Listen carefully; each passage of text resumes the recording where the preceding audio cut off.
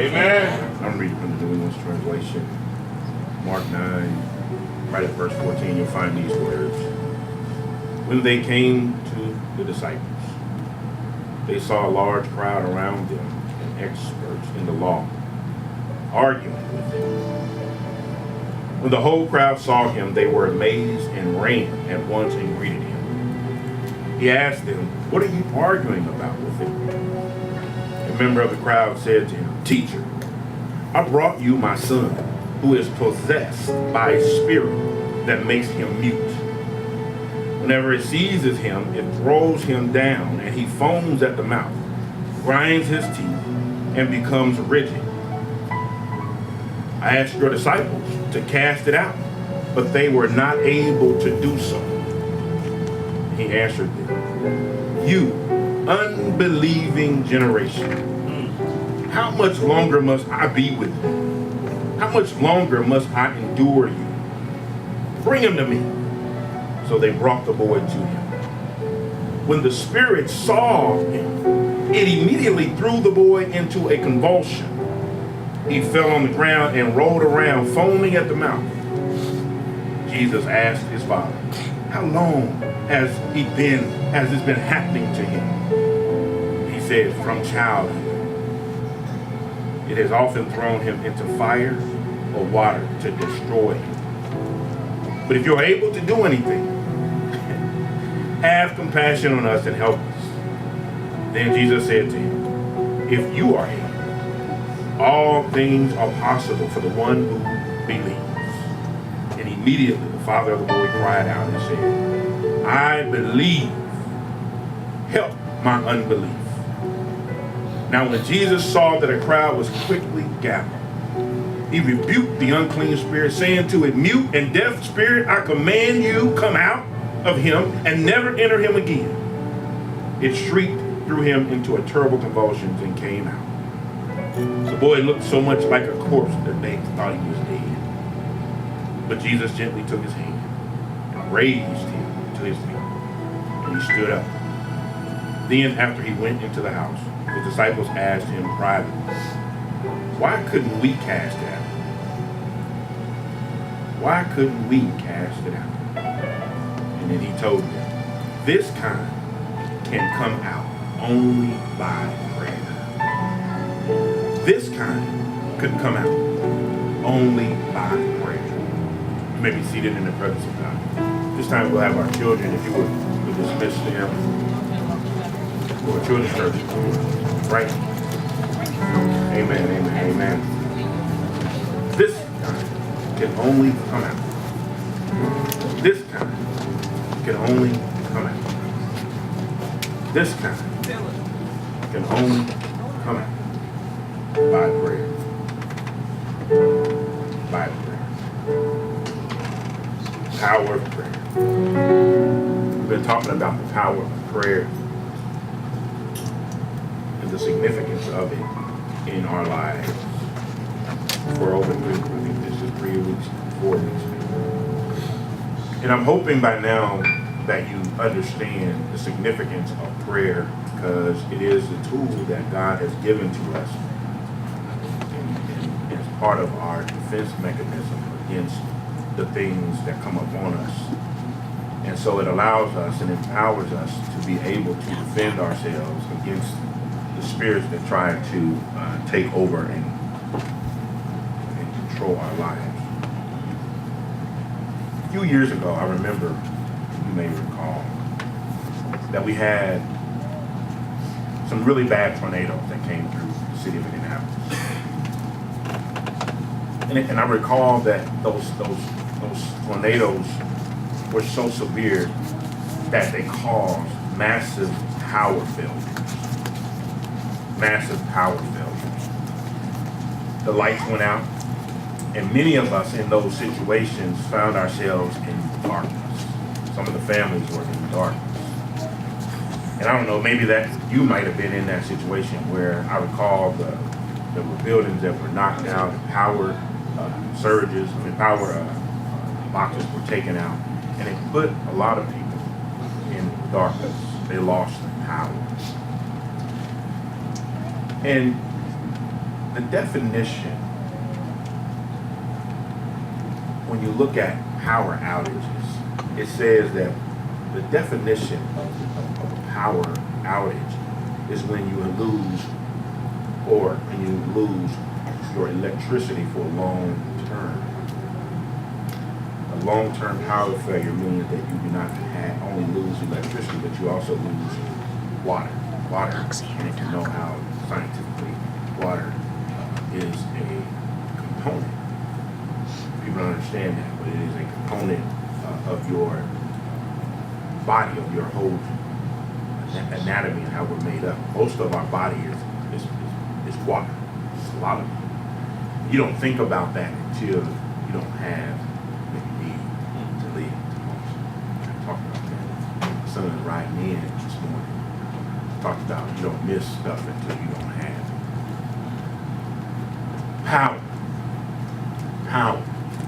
Power is something you don't even think about because you wake up with it. You get up with all your activity of your limbs. You move and have freeing and mobility. And so when you have a power failure, brings to mind the question of what has happened to cause me to be in a position where I no longer have power. Well, I'm going to this point, trust me, just ride along with me for a minute. Understanding for this moment in this text, I want to talk to you about power failure. And the difference is in a question I want to be able to pose to you and ask you is, what happens when your prayer is powerless and creates failure? What happens when your prayer, it lost power, has no power, and it creates failure? There are some people, you've been praying for a long time, you've been asking God for things, and you're trying to figure out, why has God ignored me? Why hasn't things happened the way I've asked? I've been trying, I've been praying to God, I've been talking to God, and I don't understand why God's not hearing me. Why is my prayer not being answered? And I want to help you. And this is gonna step on some people's toes, but I'm praying that if you receive it with the right spirit, it's also gonna give you some inside information that's gonna help you be able to break through and get a different kind of connection that you're trying to get. See, some of us, we're experiencing power failures in our life because the way we pray, we have a tendency to operate on a common usage of prayer, on a casual usage of prayer.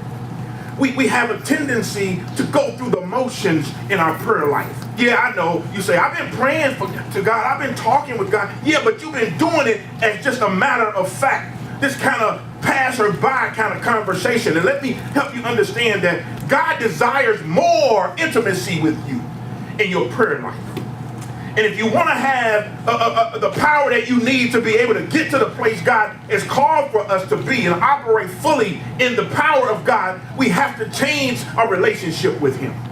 See, we know God and we even talk about God, but we don't have a relationship with Him that'll blow folks' mind. We don't have the kind of relationship that He has deposited stuff in you that you have the power to speak to the demons in your life. And what happens is when you get to a point where you are disconnected from the power source, you don't have what you need to be able to speak to the demons in your life and bring them under control. And what happens is we find ourselves powerless. We find ourselves weak, and sometimes it exhibits or it presents a false perception of who we really are or who we say Christ is. And then the doubters around us, those who are struggling, already on the borderline, when they watch us in our actions, it creates more doubt in their mind. Let me help you for just a second. When you look at this text, the disciples are just like what I described. Christ had already given them the power. He had already sent the 12 out. He had already equipped them with everything they needed to be able to come up against the enemy. He'd already deposited in them. He'd already modeled for them. He'd already demonstrated everything they needed to see. And here they were, going forth, and they had been preaching and ministering and casting out demons. They had been speaking come out of this man, and they have been setting people free. They have been changing people's lives. They have been doing all of that stuff that they've been doing, everything that Christ had already shown them and deposited into them, and it was going great. But all of a sudden, listen, Jesus goes up to the Mount of Transfiguration, and he's up there, and he takes a few disciples with him, Peter and John and James, and they're up there with him, and all of a sudden, because Jesus is now in a different place, he's not right with them, they start to look different in their power walk. They start to act different in how they pray. And they had and listen, be honest, we all find ourselves sometimes when we're experiencing the blessings of God, and we get sideways and we start thinking, oh, everything is all peachy and keen. So I don't have to go to church as much as I used to, because I got the Spirit of God now in me, and I'm clean. I'm walking a whole new way. Well, God knows my heart, so I don't have to go this time, or I don't have to be there this time. And I'm going to tell you, watch this. What happens when you start to get distant from Jesus, even if your heart's in the right place, even if your mind's in the right place, when you find yourself having conversations in the absence of Jesus, you'll find yourself dealing with people who are doubters. And if you are not in the right relationship connected, you'll find yourself starting to doubt God yourself, even though he's showing you everything you need to see. Yeah, I remember how broke you were. I remember how hungry you used to be. I remember when you didn't have no place to live, and God opened the door for you. I've shown you, I performed miracles in your very life. I have shown you my mercy. I've shown you my grace. I have shown you who I am, and you're still dealing with these crazy folks. Why are you wasting your energy arguing with the unbelievers when they're pulling energy out of you? They're pulling out your power. They're using up your power. Why are you wasting my time? How long I gotta deal with you doing this stuff? I've shown you who I am. I've modeled for you what this is all about. And you're trying to figure out, why can't I get my prayers answered? Why can't I get loose from these demons? Why can't I defeat this spirit? It could be that you're just like the disciples, that they started to get to a point where they actually were the ones operating selfishly and independent in the performing of casting out the spirits.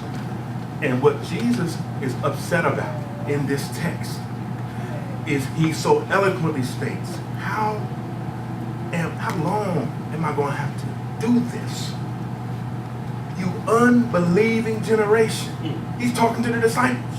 He's talking to them. He's telling them, I've already empowered you. I've equipped you. I've given you everything you need to defeat them. But you know why you're struggling? You're struggling because you're not in a daily prayer walk with me. You've gotten so caught up in yourself that you don't even spend enough time with me. You ain't talking to me every day. You ain't spending authentic time with me. You're not pouring your heart out to me. You're not sharing your life with me. Yeah, in passerby, you drop a word. Lord, thank you, Lord. Yeah, Lord, thank you. I give you praise, Lord.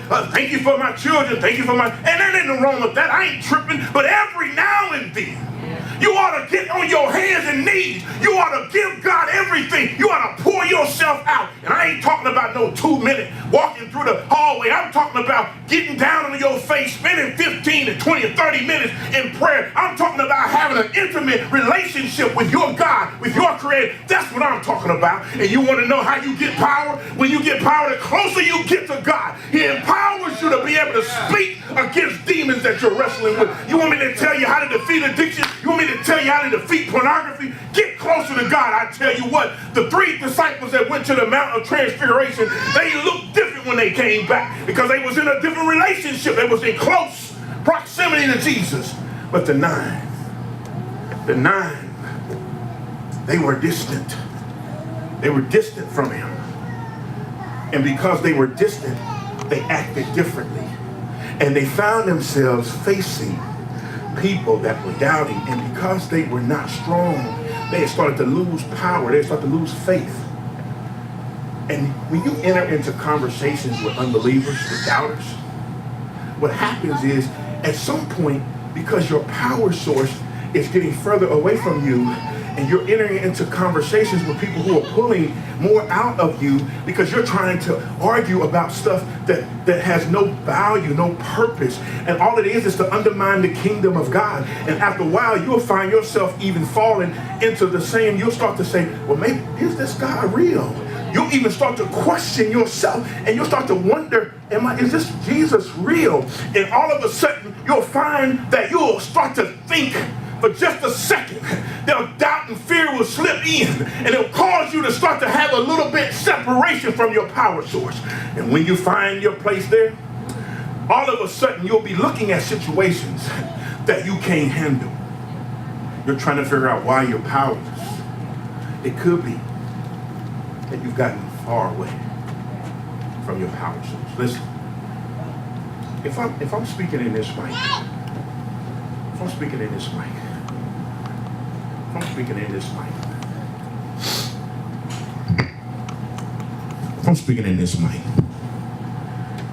God has given it. It works.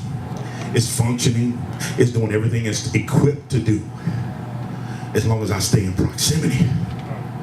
But if I start going distant, see, if I get too far away from the power source, at some point it won't function properly. Oh, I can still go through the motion. I can still do all of the things that I'm doing. I'm still talking in it. I'm still holding it. All the batteries are in it. Everything is there, but it ain't working like it's supposed to work. And when I speak to it, it ain't doing what it's supposed to do. And I want to help you understand the difference is not the fact that it doesn't work. It just doesn't work when it's at a certain distance from the one who has the power. I want to help you understand, listen, your objective has to be that you stay close to the one who gives the power. And listen, the truth be told is this is only an example of what happens when you get too far from your power source. Yes, power failure is a perfect example, and it's right connected to your level of belief. Listen, I've been talking to you about faith all week. And your faith is your level of blessing, your level of power is predicated upon your level of belief. Why did he speak to the unbeliever? He spoke to the unbeliever because he told them, this is the difference between you and the ones who have the power. You got to believe. And if you believe, that means you're able to do all things through Christ who strengthens you. You're able to speak against those wiles of this world and tell them, get out of here. You have no power. You have no dominion. And you can do it in confidence. Look at the text. Don't let me get too far. I want to help you see it yourself. First of all, I want you to understand that there was some things that was happening in there that are critical to your development. The first thing is you got to understand, I already talked about the relationship. You got to stay close to God. In order for you to have the power you need to speak against the things that are disrupting your life, you got to stay close to God. Be honest. Sometimes we have a habit of going through the motions in our prayer life. And even these disciples, the difference was, when Christ was present, they did more praying. They did everything they were supposed to do. But when he went away, they got away from the things that they know they should have been doing.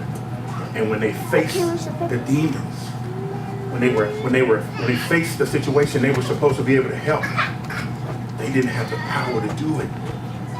And it wasn't because they had lost the practice. It wasn't because they didn't know how.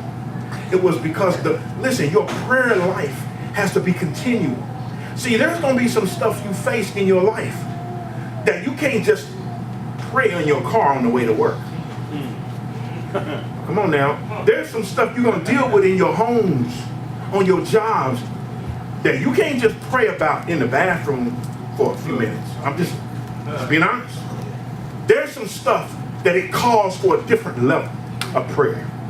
And listen, you can't just flip the script. The switch on. I'm dealing with this financial hardship. Oh, well, I better go today and pray. Oh, Lord, help me, Jesus. And listen, I'm helping somebody today and you trying to figure out, well, I went to God and prayed, and I'm waiting on a response. I'm going to be patient, girl, and let me help you. Now, God hears your prayer, but this is the difference. He said, you should have the power to speak against it yourself. Because if you were with me on a daily basis, you would already have the confidence and you don't have the courage to tell that demon to get away from me. And matter of fact, be honest with you, if you were really walking with him, doing it the right way, and you had a great relationship with him, I'm going to tell you what happened. Those demons will see you and they'll know that Christ lives in you. And they'll start to say, I ain't fooling with him. I ain't fooling with her. because there's some stuff inside of them that I can't deal with. Look at what happened when they saw Christ. He said, bring them to me. And immediately the demons looked and said, oh my goodness, and threw a fit trying to get out. Threw the boy down in convulsions, trying to get free, because they knew if they got to face Jesus, it's going to be ugly. You got to get the power. And I'm going to tell you how you get the power. You stay close to him. You got to have a prayer life that's intimate daily. That means, no, I'm talking about spending quality time. You got to get into the heart of prayer, where you are pouring out your soul, and you're talking to him, and you're showing love to him, and you allow him to show love to you, where you change your whole atmosphere because of your belief in him. If you love him and you show it daily, then what you'll find is yourself growing closer to him, and you'll get more power. And so you'll be able to speak to the stuff that comes at you. You'll be able to call it out exactly what it is. But if we are not in close proximity, this is my third time saying this, just so you know, if for those who are taking notes, if you're not close to him, then you'll not have the power to deal with the stuff that comes at you. And not only you, be careful, because if you don't show the faith that you're supposed to show, what happens is the other folks around you who are already on the bubble will also then start to look and say, well, maybe this God ain't who he said he was. Because I know you've been going to church every Sunday, and you've been on the choir team, and you've been serving in the ministry, and all. If you can't get a prayer through, well, I don't stand a chance. How your prayer life? How your prayer life impacts your whole life is critical, because your faith is a demonstration. It is a demonstration not just for you, but a demonstration to the people who are watching you. The scribes were watching the disciples. They were waiting for them to fail. They didn't believe. They wanted everything, any way they could to undermine Jesus. Anything that they could to invalidate who he said he was. He kept saying, I'm the Son of God. He wanted, any way they could, they wanted to prove that he wasn't who he said he was. And here you are. I've empowered you to do everything. I've empowered you. I've given you everything to do all that I've called you to do. And you run into a situation because you haven't been doing what you're supposed to do, that you find yourself now facing a power shortage. Your power, your prayer power is failing you because you haven't stored it up. The enemy is not scared of you because you haven't built a relationship with the one who creates the fear in the enemy's life. How can you impact someone else's life? Look at this. Your faith, your belief in all that you do is critical for not just your development, but for those around you. Look at the Father. The Father comes to the disciples. He brings his son. And his son is sick. First act of faith. The fact that the boy's father brought him to the disciples shows that they believed. They wanted to see. Okay, let show me. Show me. And here they were with a prime opportunity to show the power of God, who God really is. But because they have gotten so disconnected, they find themselves powerless. They're praying. They're doing all that they always do. They're going through the motion, but there's no results. And look at what happens after that.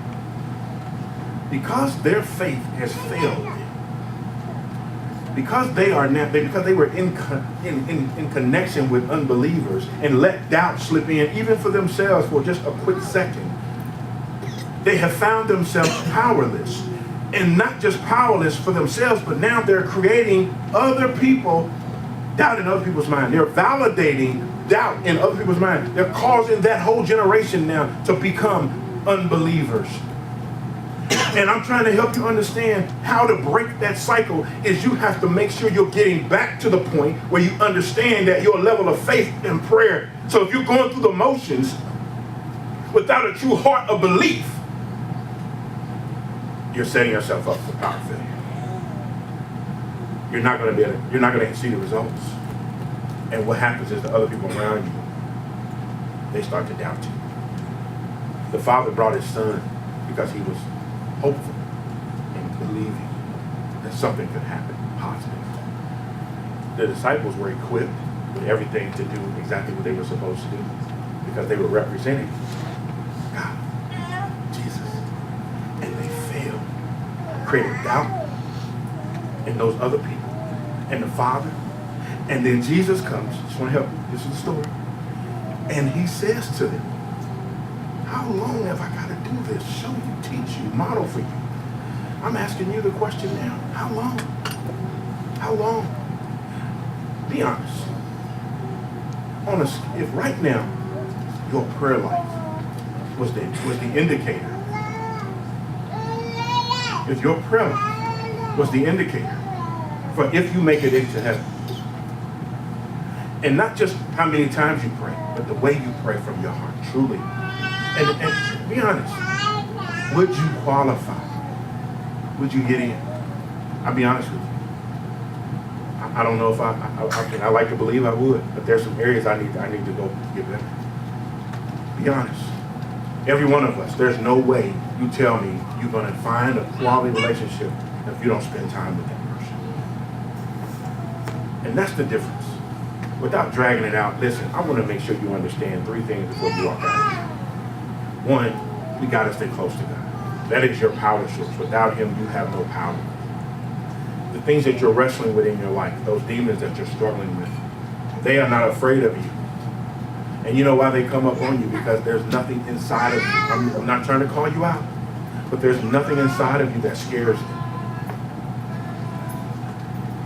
And so in order for that to happen, you have to move closer to him. You have to get stronger in him so that they get more, they are more afraid of you. You can break free from the things that are keeping you down. So right now we're going through the motions. Right now people are sitting and thinking, can't wait till this is over. Our minds are all the way somewhere else. That's what happens. And the enemy comes in and he captivates you. There's somebody sitting here right now. Your mind is on all the stuff that you got to do. It's on all the places you got to go. And what I'm trying to get you to see is using this text to show you what power failure looks like in your prayer life. The last thing I'll say is this. The blessing that came with it is that Jesus comes down and he shows them this is what it's supposed to be like. When Jesus moves closer in proximity to them, look at the difference. The enemy looks at them and says, I got to get out of here. I don't know how about you, but that makes me happy. Because it tells me that when Jesus is around, the enemy is afraid. When Jesus is close to me, the enemy is fearful. And so the difference is how much time am I spending with him? How close do I keep him with me? Do I take him wherever I go? Is he on my lips all the time? Is he in my heart? Does he occupy my whole life? And because if you're doing that, then what happens is the enemy is always in proximity, but he's too afraid to come up to you. He's too afraid to come up on you. You think I'm joking? Try it. Try it. Even when I'm going through the hardship that I face, the humanity in me, that humanness, the physical part of me, it gets weary. But I tell you right now, the afflictions that I face, hardships that I face, the pain that I struggle with, has no power.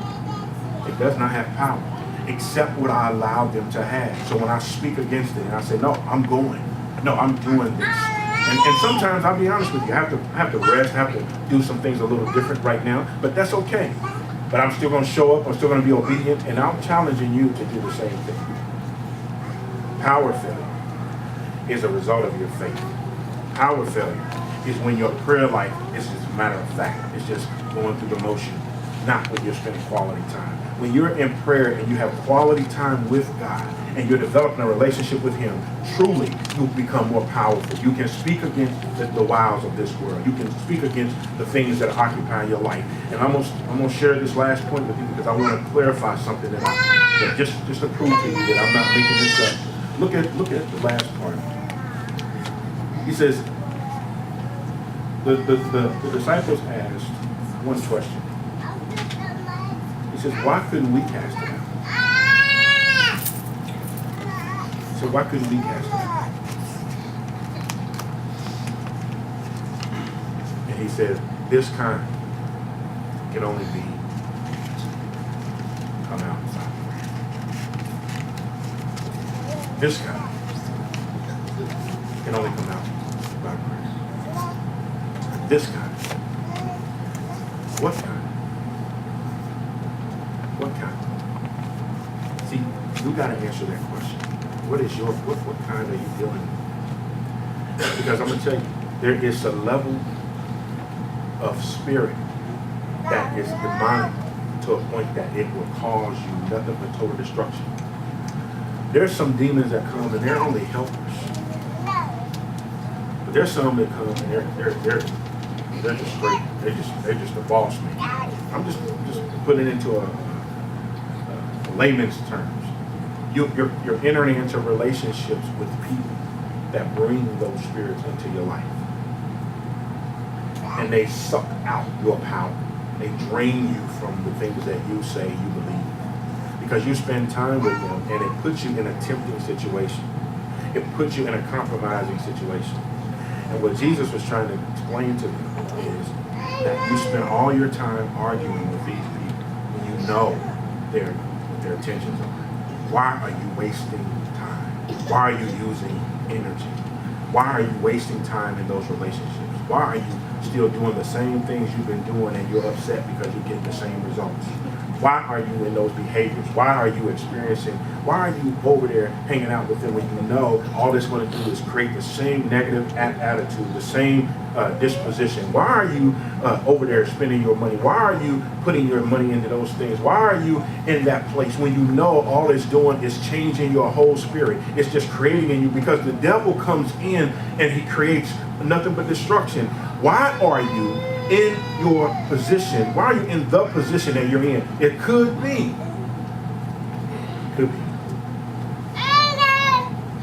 that our prayer life has created a gap. And now we're operating on our own. Be honest. Last thing I'll share with you, I said that. How do you get to a place where you can speak against the kind that you're struggling with? Financial hardship. Some of us in financial hardship, it's not because we didn't have the resources, because we didn't handle them properly. We'll be honest. But the other reason why is because we not honor God in our giving. We'll be honest. Let's be honest. Relationships. Some of us are struggling in relationships because we didn't meet the right person, because we didn't treat them right. And they got tired of it and said, I'm out of here. And we're dealing with loneliness because we didn't honor the relationship. Be honest. Some of us are unemployed or dealing with unemployment, not because we can't get a job, because we don't do what we're supposed to do on the job. And we don't honor God with what God has blessed us with. And be honest, let's clear the air today. Being honest, some of us are so ungrateful. We don't even thank God for the little we have. We're complaining about what we didn't get. And God is saying, if you take care of what I gave you and honor me with that, I'm going to blow your mind with what's next. But I'm waiting for you to show me. I'm waiting for you to show me how much you love me. When you get the relationship, then you have the power. And you can speak against the ills of your life. You can go into places and that enemy will look at you and move away from you. But until you change that, the difference is this man came and he admitted, I'm an unbeliever. He brought his son to be healed and he got changed himself. He came and Jesus said, not me. Yeah, I know what I can do. He said, because I can do all things. But it ain't my faith that's going to determine whether your son gets healed. It ain't my faith that's going to determine whether you get free. The level of faith you got is what's going to change how you get out of this situation. And Jesus told him, he asked him, he says, if you believe. And so today I got to ask you a question. Where is your level of belief? Be honest, if it's not where it should be, today is the day you ought to make a change in your life. That means you got to change how you think about your Lord and your Savior. You got to change how you're talking to him. You got to change how you spend time with him. Yeah, I know you say you love God, but why ain't you showing up in Bible study? How do we have 45, 50 people and only get 7 or 8 in Bible study? Be honest with me. Well, I love God so much. I honor him so much. He's the head of my life. He's number one. But when it comes to action time, we put him last. How come we have evangelistic opportunities that we don't show up? When we go out and we try to minister to people that don't know Christ. And we got 45 people and we get 7, 8. How come? It says, listen. This is the first of the month. This is the midway point of the year. Today is a day I want to challenge you to do something. Be honest. Why don't you put God first? Just be in everything. Why don't you trust God first? Let's quit talking about it. Bring your afflictions to Jesus. Just like this man did. But he brought his affliction, he brought his son to Jesus. He brought him to the people he felt could heal him. And what happened was he got challenged in his area of belief. And it's his area of belief that changed. And when he called out to Jesus, he says, I am a non-believer. Basically what he's admitting is, he says, I know my faith is weak. But help me, Lord, with my unbelief. And I want to help you and challenge you today. You got to get to a point where you acknowledge, I know I'm not operating with the level of faith that I should. I know I'm not operating with the level of belief that I should. Yeah, I'm going through the motions, and because I'm going through the motions, I'm powerless against the stuff that's causing hell in my life. And you got to make sure you understand this ain't nothing to play with. If you're serious about changing your life, then you need to change your relationship with Jesus Christ. You need to change how you're operating and where you're putting God in your life. You can't keep talking about it and going out here and putting on a front like you're all that in a bag of chips, and then you walk up in here and you're sitting around all holy, and when you go out, you're nothing but raising hell. And I want to help you understand true power lies in your relationship with Jesus Christ. And then from there, you got to model what you say you are. Tell it. Because you're impacting other people's lives. The disciples caused nothing but destruction, and Jesus was upset about it. Because the boy's father was an unbeliever, and the scribes were unbelievers, and it could have been that if they would have operated the way they should have, they could have changed the whole disposition of the people around them. Your people around you, the people around you are depending on you. They're watching you. And your level of faith and belief is what can change their life. But if you doubt, if you're wondering, if you're questioning, and you're not operating in faith, if you're not believing, then the people around you, they're doubting. It's confirmed. It questions who you are in your faith. Do you have the confidence to admit? Do you have the confidence to admit that I'm powerless? I've experienced a power failure because my prayer life, I've been going through the motions. In my prayer life, I've been treating God just like passing by. And so when I'm dealing with the sins of my life, when I'm dealing with the struggles of my life, I don't have the power to speak to them. They don't fear me because my relationship with Jesus is disconnected. There's distance between us. And God says, when you come closer to me, you'll experience a level of power that's unbelievable. And you don't have to say nothing. Jesus didn't say to the demons, he didn't say nothing at first. All he did was show up. And they saw him. And they acted a fool trying to get out. Do you get what I'm saying? Your faith, your level of belief is critical to your salvation, to your level of growth. If you believe in it, then you need to act like you believe. That's 4 weeks now I've said that. You need to act like you believe. You can't doubt. You can't question. You have to trust.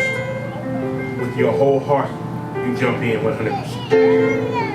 And when you do those things, you will experience growth. You will grow in power. And you will experience freedom. Some of us right now, the reason we're not free is because we're struggling with our belief. We want to believe, but be honest. Sometimes it's hard to believe because you're hurting, you're going through it. Change your prayer life. Change your prayer life. And change your heart for God. And I promise you, you will experience a power that is unbelievable. People keep asking, how you doing, Pastor? How you? I said, I'm good. Oh yeah, there's some good days, some bad days. But when I look, things are, all my good days outweigh my bad days. Yes, sir. And I keep praying. And I keep trusting. And I said, no matter what happens, I'm still going to praise God. Yes. Because I trust him in every area of my life. I know he has nothing but goodness in store for me. And in spite of what I deal with, he still gets the glory. Because I know the enemy's objective is to destroy me. Do you understand that your power is predicated on your level of faith? Your belief. If you believe with your whole heart, you can be changed. The question lies is, do you want to believe? Do you want to be changed? Or are you happy with who you are? Do you want conditional blessings? Do you just want the good stuff? My last minute is testimony for myself. I believe that I'm no different than Job. I'm no different than Abraham. I'm no different than Moses. I'm no different than David. I'm no different than Joseph. I'm no different than Joshua. I'm no different than any of them. Because in my study, what I've learned about what I'm dealing with is they all had to go through something. Be careful what you pray for. You might get it. But with it comes much more. And I told you on this, whom much is given, much is required. So therefore, you can't get upset. So God says, I heard your prayer. I answered your prayer. Because you've gotten closer to me. I hear you loud and clear. Because you spend time with me, so close in relationship. I feel your presence. I know exactly what you're dealing with, and I'm going to bless you. I'm going to unload on you. I'm going to give you the desires of your heart. Because you have shown me so much love, so much affection. You've been honest and integrity. You've given, you have a high character. You're trying to exhibit everything you're supposed to exhibit in a godly way. I'm going to pour out on you favor that's unmeasurable. And he says, in the midst of your prayer time, in the midst of the quality time you're spending with me, I'm going to change your life. If you believe that, would you give God a hand clap of praise?